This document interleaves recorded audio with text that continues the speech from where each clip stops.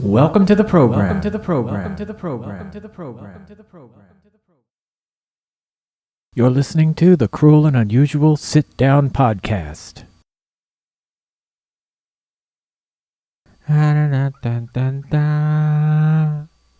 Pew, pew.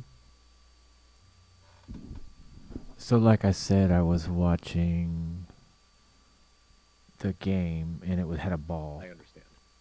Could you please provide more details about the game?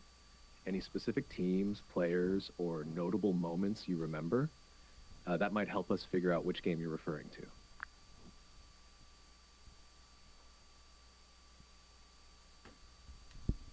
Okay, it was on TV. All right, it sounds like you were watching a game on TV. Like, do you remember any specific details about the teams, players, or any exciting moments from the game?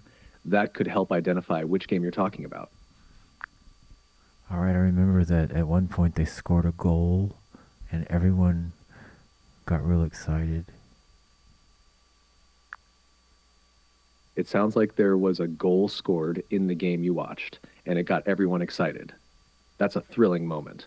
Do you recall which team scored the goal or any other details about the match? I think there was two teams and they were competing. It sounds like a typical sports match with two competing teams. Do you happen to remember the names of the teams or any other details that could help identify the game you watched? I do remember. It was the Florence Challengers versus the Orange Team Cannonbones. Ah, got it. It seems like you were watching a game between the Florence Challengers and the Orange Team Cannonbones. Unfortunately, I'm not familiar with those specific teams. It could be a local or regional match. Did you enjoy the game overall? I didn't get to see most of it because That's a shame you missed most of it. Is there a specific reason you weren't able to catch the whole game?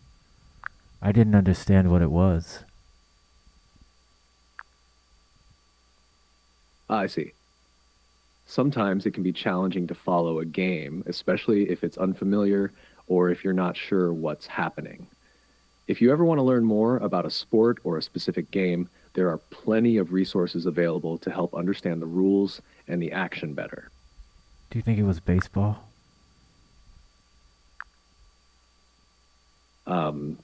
Based on the information you provided about the game between the Florence Challengers and the Orange Team Cannonbones, it's possible that it could have been a baseball game.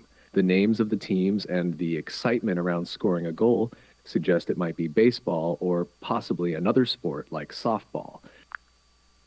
I remember they had a scoreboard where they kept up with basically the rules or some numbers.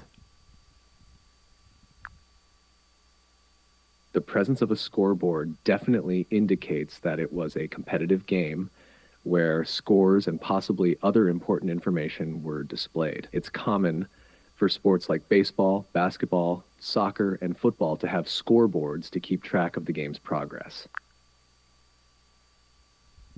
I remember there was a judge there in the middle of the room, and one person said, "Guilty. You're going to jail."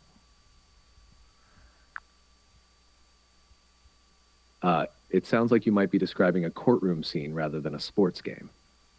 In a courtroom, there's typically a judge who presides over legal proceedings and makes rulings, including determining guilt or innocence and imposing sentences like going to jail. So that's Could you why be they were. remembering a TV show, movie, or perhaps a real-life event you witnessed? Well, in the room they were throwing the ball, and then one of the men says, "Bailiff." I guess that means stop.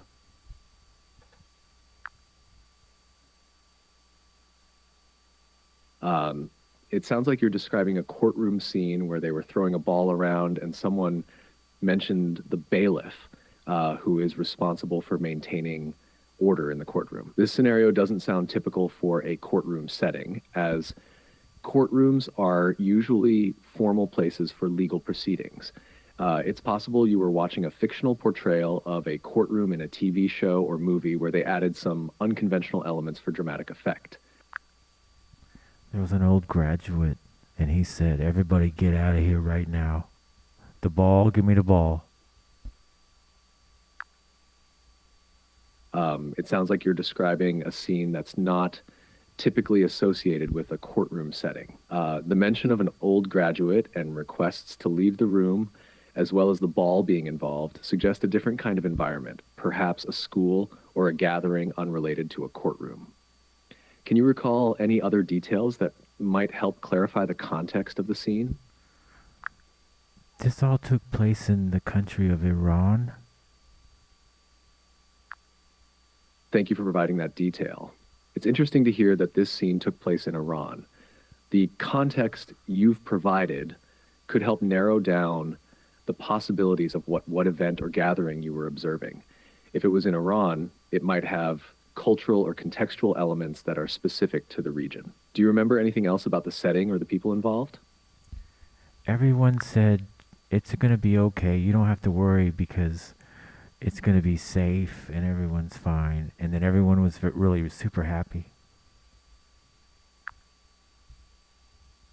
It sounds like there was a sense of relief and happiness among the people involved after the tense moments you described earlier. It's reassuring to hear that everyone felt safe and happy in the end. Sometimes in challenging situations, reassurance and support from others can make a big difference in how we feel. That's it. It seems like you've shared the main details of the scene you were recalling. If you ever remember more or want to discuss anything else, feel free to reach out.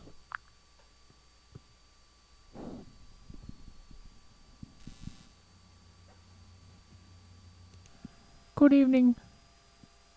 The following broadcast is brought to you live by nobody.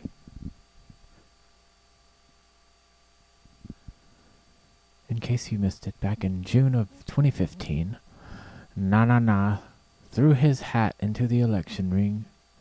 Now, he wasn't exactly met with applause. In fact, he was laughed at. But NaNaNa wasn't one to be deterred by a little ridicule. As he embarked on his campaign journey, he managed to offend quite a few groups along the way, except for the white nativist extremists and far-right factions who seemed to embrace him, if not with open arms, with open skinheads. Notably, there was this exclusively fraternity called the Dapper Boys, where membership required publicly offending and shaming a candidate at the police academy in front of two special brothers who were dedicated to preserving the sanctity of the Dapper Boy gang. NaNaNa's unconventional approach eventually led him to clinch the title of the 17th president. Quite the twist, right? But here's where things take a dive into the murky waters of politic. It turns out NaNaNa, once in power, made some questionable deals with foreign adversaries, notably Russia, though it was only briefly through a shady character named Mercury Finn. Mercury Finn even jetted off to Moscow to cozy up to Atavar Rasputin, the president of Russia. Shockingly, NaNaNa seemed to have no qualms about using foreign enemies to gain an edge, even resorting to hacking his opponents. And the craziest part? Nobody really did anything about it. His allies brushed it off as if it were a hoax, while his adversaries merely wagged their fingers in chagrin. And NaNaNa's international escapades did not stop there.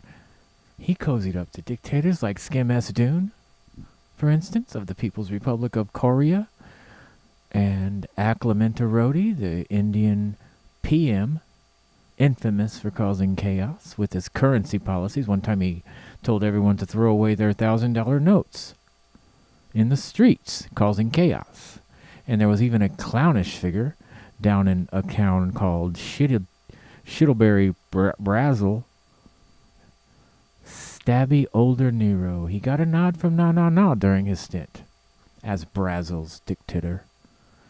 NaNaNa's reign saw the undoing of international agreements like NATO and TAPAPA, leaving a trail of unbalance in his wake. As his term came to a close, facing a tough re-election bid, NaNaNa resorted to promising the American people the moon, including an impossible wall that stretched farther than humanly possible, and demanding Mexico to foot the bill. Predictably, his failure to deliver led to his epic downfall, with voters sending a resounding message and saying, "You've done nothing but spread peanut butter at the peanut factory, scooper." But NaNaNa wasn't one to gracefully exit the stage. He cried foul, claiming electoral fraud, despite all evidence to the contrary. And when his supporters stormed the Capitol, breaking the sacred tradition of peaceful transition of power, NaNaNa's legacy was forever tarnished. In the end, NaNaNa's presidency served as kind of a cautionary tale, a reminder of the fragility of democracy and the perils of unchecked power, and a chilling continuation of the chaos surrounding NaNaNa's tenure. His supporters orchestrated violent insurrection, at the nation's capital, leaving 4 people perished. Shockingly, NaNaNa and his loud allies, who know nothing, downplay the severity of the situation, labeling it as simply an act of tourism with an edge. NaNaNa himself remains indifferent, callously remarking, "This is what happens." As the dust settles, NaNaNa reluctantly vacates Washington at the designated time, allowing the president-elect, St. Arthur the Great, to assume office. However, NaNaNa refuses to acknowledge his defeat, ultimately claiming that he can ride up and down and he is still the president, despite the blatant disregard for democratic norms being totally wrecked. No significant action is taken against him, imagine. Meanwhile, 3 clownish talking heads, Agate Frosty, Moss McScrewball, and Burpee O'Dansky, continuously peddle falsehoods to the public, insisting that NaNaNa can do no wrong. Their relentless dissemination of lies results in numerous firings and lawsuits, and endless cable news, yet they persist in their deceitful narrative. They diskince. They won't stirp. No significant action is taken against him.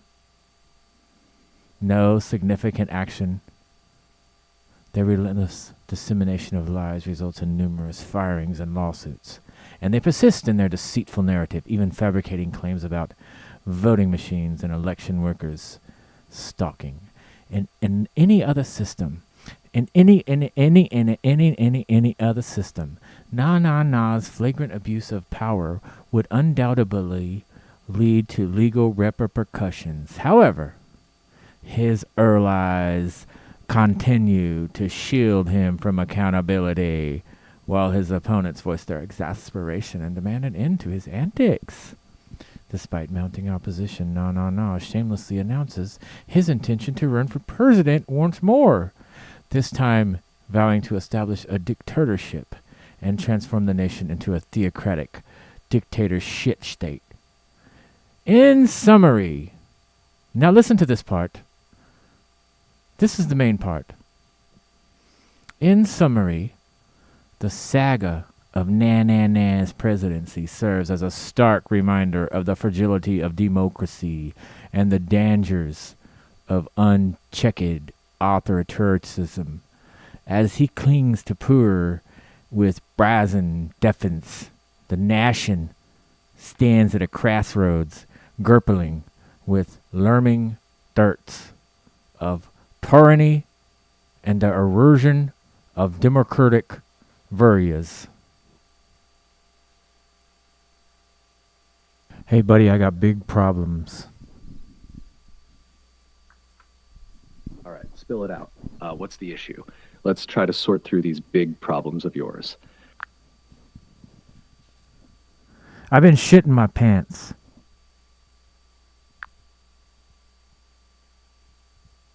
All right, that's quite a problem. Have you seen a doctor about it? There could be underlying medical issues causing that. It's important to address health concerns promptly. Hey, buddy, I'm the diaper. I am the doctor. Wait, are you saying you're experiencing issues with your diaper? If so, it might be helpful to explore different options or speak with a healthcare professional for advice on managing the situation. Let's see if we can find a solution here. Hey, earlier I said doctor. I misspoke.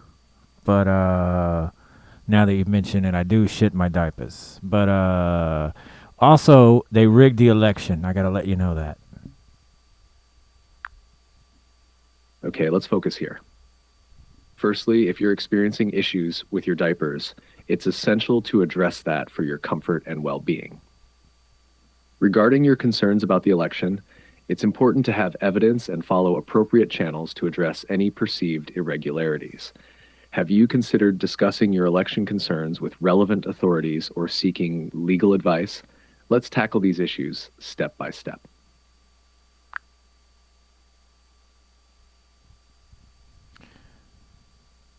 The way I understand it, they was letting anything vote. They was putting Lead?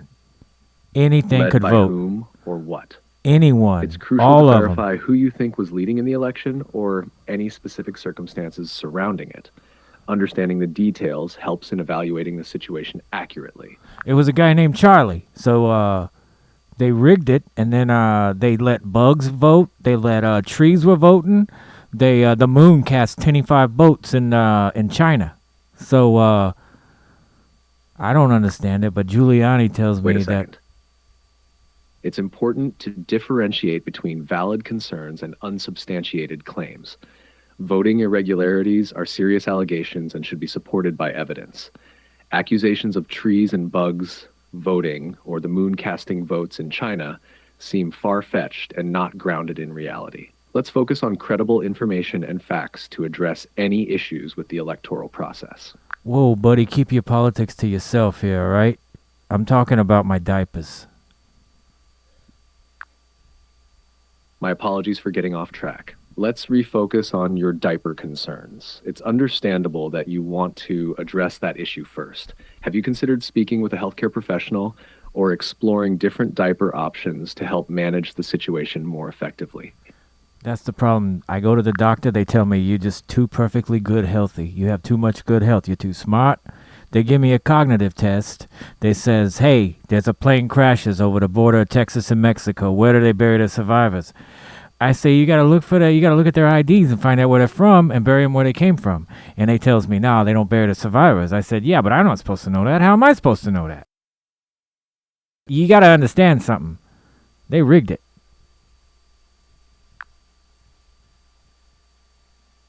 It sounds like you had an unusual experience during your doctor's visit. Cognitive tests can be challenging, but it's essential to understand the questions properly. As for your concerns about the election, it's crucial to have concrete evidence to support any claims of rigging. Without evidence, it's challenging to address these issues effectively. Let's focus on finding solutions to your diaper concerns and addressing any other pressing matters in a practical way. I think my tears are coming out as semen. It sounds like you're feeling overwhelmed or frustrated about your current situation. It's okay to feel emotions and express them. If you're experiencing tears, it's important to take a moment to acknowledge and process those feelings. Remember, it's okay to seek support from friends, family, or professionals if you need someone to talk to or help you navigate through difficult times. You got that right, buddy. All right, I'm leaving. I'm going to get out of here. So you have a good one, and talk to you next time. All right. Later. Take care, and remember, if you ever need assistance or just someone to talk to, I'll be here. Have a good day, and talk to you next time. Goodbye for now.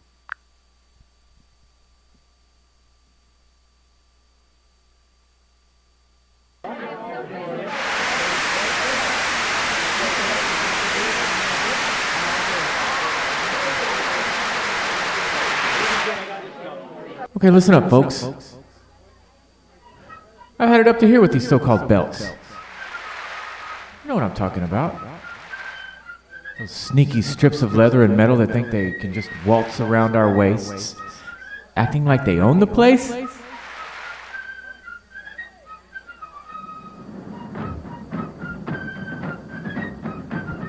And then, to add insult to injury, I hear this news today.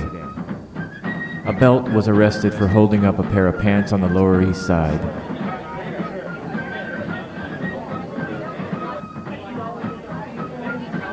It's about the principle. These belts think they're above the law. With their little belt loops and shiny buckles. They've been tightening their grips on us for too long.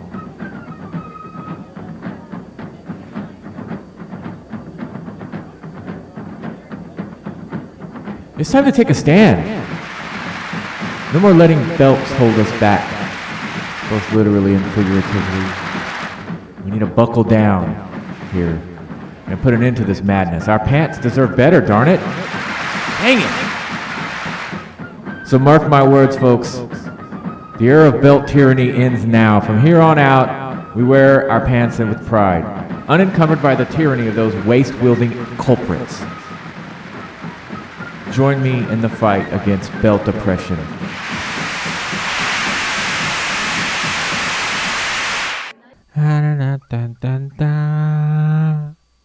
Pew, pew.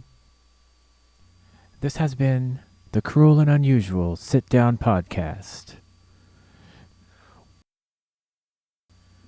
Coming to you weekdays at 11. Hey YouTube, don't forget to hit the thumbs up and subscribe.